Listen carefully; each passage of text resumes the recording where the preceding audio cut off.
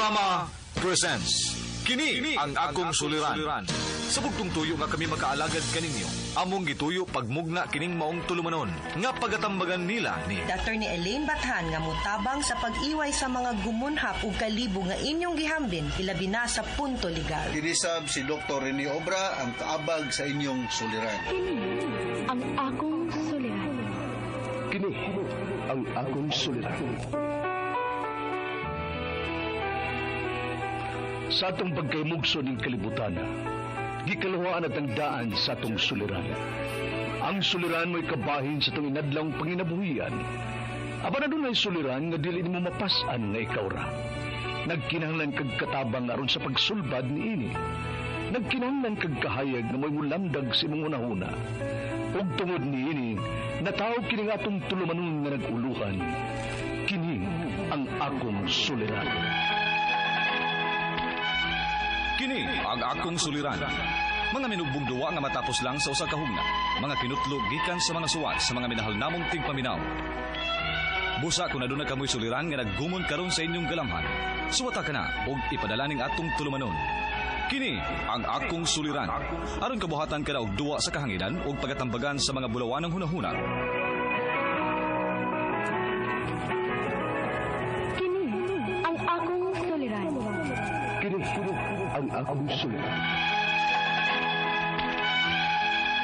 Sinumat ni Teresa Tirul Soria, ubos sa direksyon ni Ingrid Miss Iver Tudaso. Dalit kaninyo sa RMN Drama.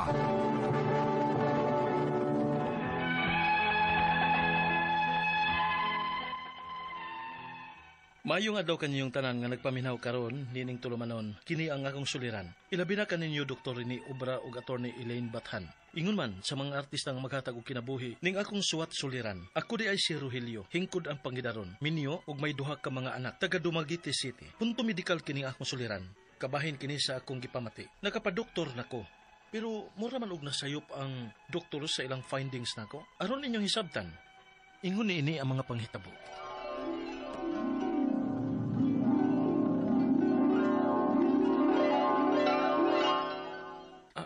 Ganun ka.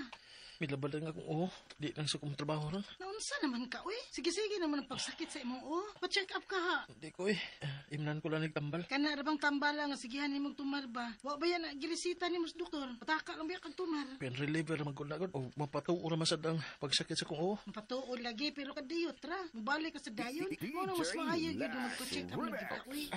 Ang kan yung klarong tambal ang imong tumaron, kanang iresita na gyud nimo sa doktor. Sa paasan nimo sa pagkalabad ang akong La, basig high blood na ka ha. Wa pa baya ka nagpabibi. O kana, pabibi lang una ako sa sentro. Dili dayon ta modulog doktor kay mahal kay nang pa-doktor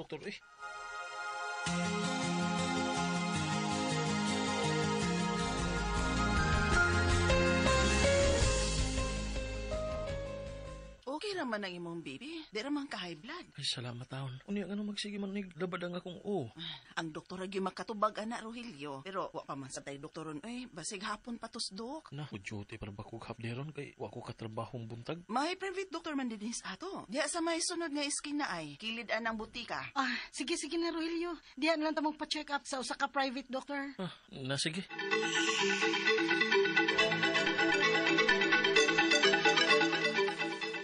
Ulcer kining imong sakit. Unsa dok pero Resitahan ti ka og para tambal sa ulcer.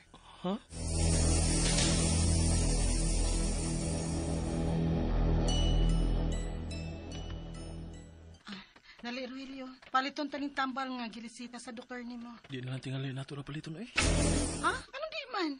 Gusto ba itong doktor nga resitahan ko ingon niya para ulcer? Nga huwag man magsakit ang akong kuto-kuto. Ha? O man ang naglabad na ko, di man kuto-kuto. Kung nga nung ma-ulcer man ko. Bang di na nato palito ng tambala. Unsa?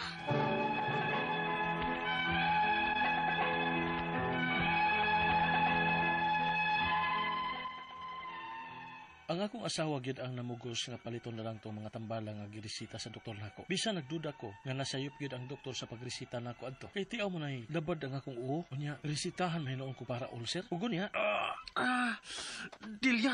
Okay. Naunsa na masad ka, uy? Kingnan bitaw tikang nasayo tong doktor nga nagresita na ako ang mga tambala. Di pugos kay kun ibo painom ana nga para tambal naman sa ulcer. Di tanawa karon, lapad gihapon akong murag gaan na nga akong nga murag may hangin. Unsa? Hala, uy, niya, saan taman ana ron? Di na ko mainom ang mga tambala. Nga resita sa doktor. Katong wa resita sa doktor nga akong imnon. Katong una na akong giinom pati ako tumaron. Unsa?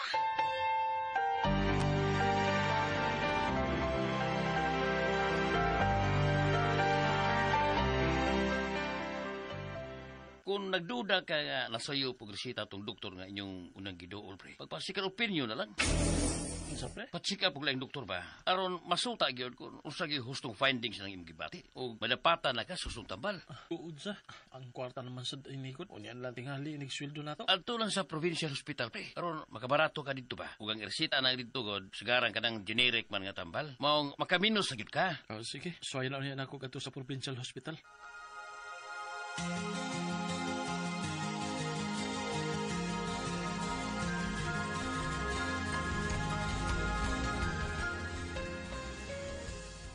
Wala tanan lang akong gibati, Dok. Dada ba nimo ang unang resita nimo? Yes, Dok. Okay, Dok. Yan na, Dok. Ipadayon lang og tumar ni mga tambala. Ha? Kining para ulcer, Dok? Yes. Mao sa nakikita na kong sakit nito. Unsa?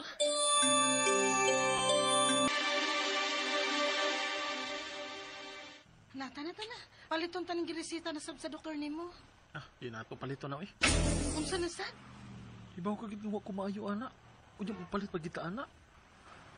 Ato tas tambalang binisaya, magto. Ha?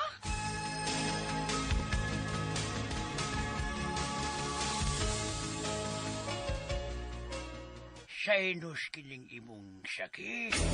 Ha? Sinus iyo? Maunang muragaan o maglabad ang imong kay may sinus ka man. Unsa?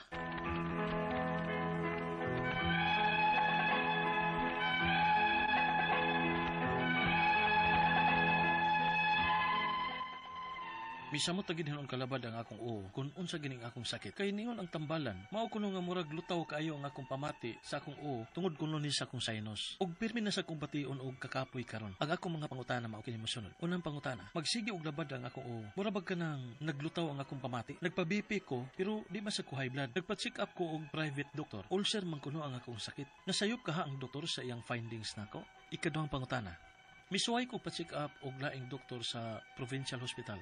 Maura man gyapon ang findings. Ulcer. Anong ulcer man? Nga wa man unta magsakit ang akong kuto-kuto. Ikatulong pangutana. Misuway ko duol og tambalan nga binisaya. Ang ingon pod niya may sinus ko. Tinuod ba? Mao nga sakit og gaan ang akong pamati sa akong murag naglutaw.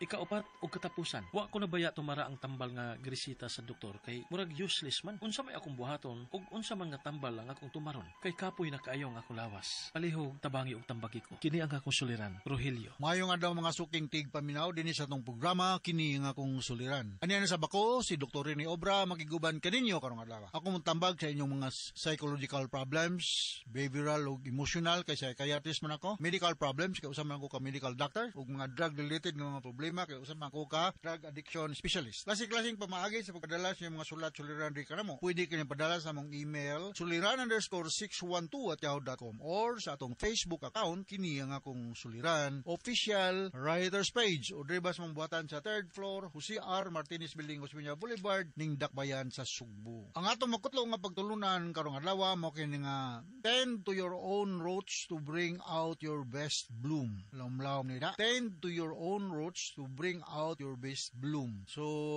murag kahoy ba? Murag tanom. Nga healthy kay ka para nga mandot sa kayo mo mga buwak o mga bunga. Yun na, nakapagpasabot. Ang atong magtatampo ko ng dawa, si Rogelio, 30 years old, taga Dumaguete City. Minyo ni siya, duhay ang mga anak. Punto medical ang problema ni Rogelio, sumaasan na bati na tugil sa grama. Ang taga Dumaguete City, mayong pagpaminaw nyo dia, naman dia si Rose Gonzales Espinas. Mga Duran family dia sa Dumaguete City, si LV ug si Noli Duran. Duran, no? Ako ning mga parintini sila kay Matusuwa Maswito, akong mama Duran. So akong ngalan Dr. Rene Duran Obra. Mao na akong middle name. Anya mga taga Sikihor, no? Ayong pagpaminaw mga taga Sikihor, taga Atbang sa Dumaguete, Bohol. Madyong pagpaminaw diay ni Porfirio Lim diya sa Inamang Bohol. Dito sa Pika sa Mindanao, Glicerio Galulo, no?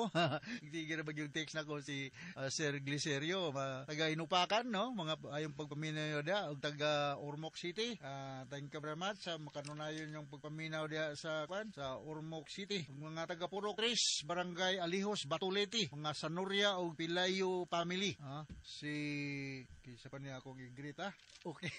Okay. So, unang pangutana ni Rogelio. Magsigog labad ang ulo nako. Murag gaan paminaw. Nagpa-BP ko pero di man sab ko high blood. Nagpa-check up ko og private doctor. Ulcer man kuno ang akong sakit. Nasiyop lang kaha ang doktor sa iyang findings. Well, diha sa hospital manggod Rogelio, daghang kay tag mga laboratory work. Pagsuta kun unsa may sakit sa usa ka tawo. So natay urinalysis, CBC, stool exam, mga diagnostic procedure like thyroid panel, natay mga sophisticated nga mga pamaagi like MRI, natay CT scan, X-ray. So daghang mga masuta ngano man nga naa may gipamati ang usa ka tawo. Kung maglabad ang imong ulo at sa makausap akong ingnon duhara ang rason nganong maglabad ang ulo sa tawo.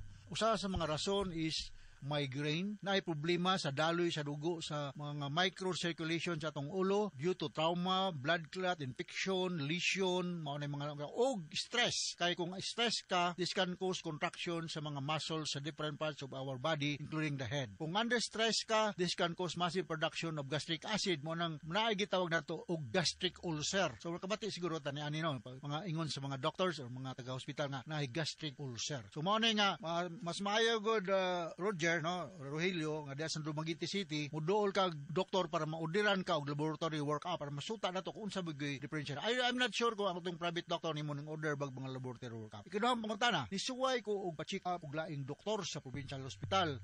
Maora man gihapon ang finding ulcer. Nganong ulcer man nga wala may nagsakit sa akong kuto-kuto. Well, kung may ilang finding, so base no gi-endoscopy ka. Endoscopy is mabisualize ang suod sa imong tiyan. Kung naabay gas-gas o sa diya, gastroenterologist ang diagnose niya ani. Dili man lang sakit sa kuto-kuto ang signs and symptoms sa tao nga may ulcer, no? So naay mga signs, kining signs but pasabutan ni makitaan sa doktor. Kining symptoms mao ni ang ginabati sa pasyente. Subjective ning symptoms. So kung mayroon ang doktor nga nakay ulcer, ato na po sigurong respetuhan o tuhuan ng iyang findings kay mao lagi. Binag na siya gigamit nga kahimanan pagsuta kung nabog kay ulcer. Ikatulong pangutana, misuwayon kog duol og tambalan nga binisaya. Ang ingon na pod kay sinusitis ko. Tinuod ba maong sakit ug gaan ng akong ulo kay duol kini sa akong ulo? Well, pwede magnaa kay problema sa ulo na po kay sinusitis. So kini sinusitis ako nagig ko ni ani na mo kay allergic sinusitis. Every time mo bara ang akong sip on mulabad sa kong ulo ginoon kay connected na binaduol si kayo. Ana posible masad nga na kay sinusitis nasa kay ulcer at the same time, no? So ingon na binisaya nga na kay sinusitis usa ba sa makita na sinusitis na kay running nose,